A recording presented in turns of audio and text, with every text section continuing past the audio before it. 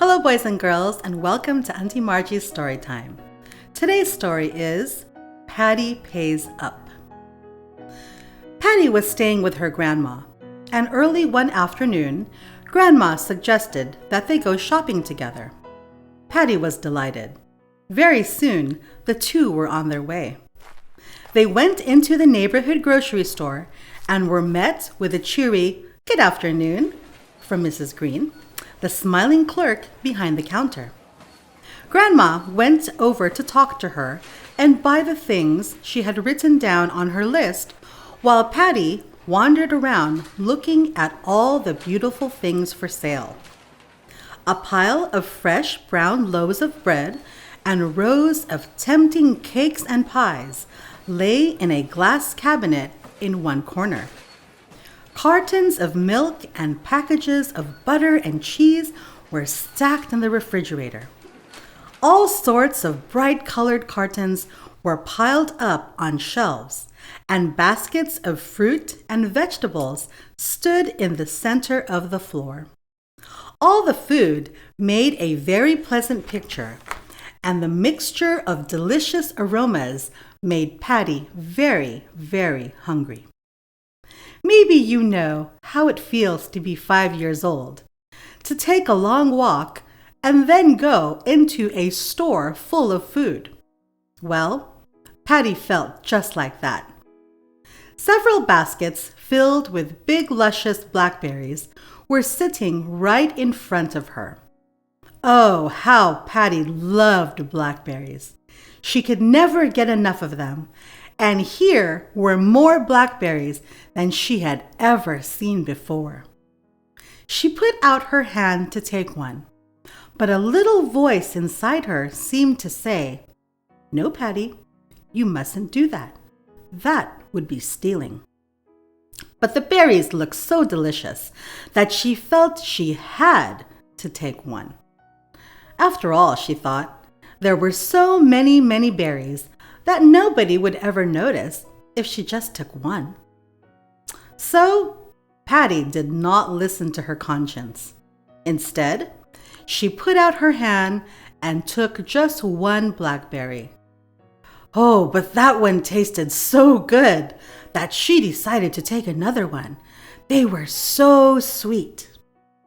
Then, since there seemed to be just as many left in the basket as there had been before, she took one from another basket, and another. In fact, she was just settling down to a real meal of blackberries when she heard a familiar voice from the other side of the store. "Patty! Patty! Where are you?" called Grandma. "Here I am, Grandma," answered Patty, wiping her hands on the back of her dress and hurrying around the pile of baskets.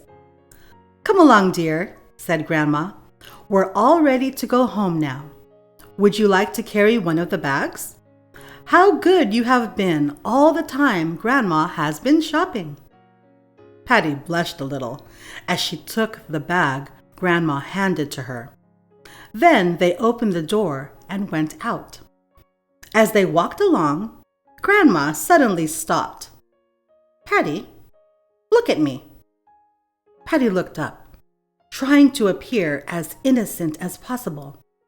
"Patty, what are those black marks on your face?" asked Grandma. "What black marks?" asked Patty. "Around your mouth. Not quite black, but blackish red." "I don't know," said Patty, although if she could have seen her dirty face, she would have confessed as to what happened right away. "Patty, have you been eating blackberries?" "Have you?" said Grandma. Patty's head went down. "Just a few," she said. "Where did you get them?" asked Grandma. "In the store," said Patty. "Did Mrs. Green say you could have them?" "No." "You mean you took them without asking?" "Yes." "That was the wrong thing to do," said Grandma, "and I am very sorry. Come along, let's go home now and we'll talk about it." Patty began to cry, and it was a very sad walk they had together. so different from the journey that they had taken to the store just a while before. After they went inside the house, Grandma took her aside and told her how very wrong it is to take things that belong to other people. It is breaking the commandment which says, "Thou shalt not steal." She also told Patty that there were two things she could do to make it right. One was to ask God to forgive her, and the other was to go to Mrs. Green and to pay her for the berries that she had eaten, and tell her how sorry she was that she had taken them. "I don't mind asking God to forgive me," said Patty, crying, "but I don't want to go and ask Mrs. Green." "I know it's hard," said Grandma, "but it's the only way. Now go and find your purse." "You mean I have to pay for the berries myself?" "Yes," said Grandma. "But it will take all my money," said Patty. "You should make it right, even if it takes all the money that you have," said Grandma. "But I don't think the berries will cost that much. In fact, I believe that a quarter should pay for everything that you ate." "A whole quarter?" said Patty. "Do I have to give Mrs. Green a whole quarter?" "Yes," said Grandma. "And the sooner we go back to see her, the better. Are you ready?" Patty wiped her eyes with the backs of her hands. Holding her quarter tightly, she set off for the grocery store with Grandma. How far away it seemed! Patty dragged one weary foot after the other. But at last, they reached the store. Her heart was beating hard, and she went inside. "What? Back so soon?" exclaimed Mrs. Green. "Did Grandma forget something?" "No," said Patty slowly. "I did." "You did?" said Mrs. Green. "What did you forget?" "Mrs. Green, please, I forgot to pay for the blackberries that I ate. And, please, Grandma said they're worth a quarter. So I've brought it out of my very own money and, I'm very sorry I didn't ask you about them first." Patty put the quarter on the counter, turned around, and ran for the door. Opening it, she dashed outside to where Grandma waited. They started walking home, but had not gone very far when they heard Mrs. Green calling. "Patty," she said, "will you please come back for a minute?"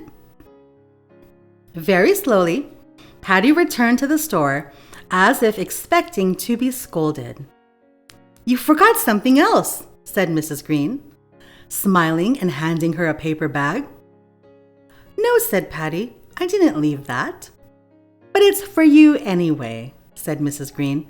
"Just something good for your supper." Then she patted her on the arm and told her to go on home. Patty thought she saw tears in her eyes, but she wasn't quite sure, and she couldn't think why. She ran back to where Grandma stood waiting.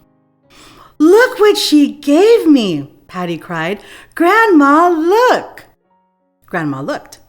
It was a big, delicious-looking donut with jam inside. "Well, aren't you glad you went back and made things right?" asked Grandma. "Am I? Yes, I am!" exclaimed Patty. "It is always the best thing to do," said Grandma. Well, boys and girls, that's the end of our story today. Thanks for watching, and see you next time.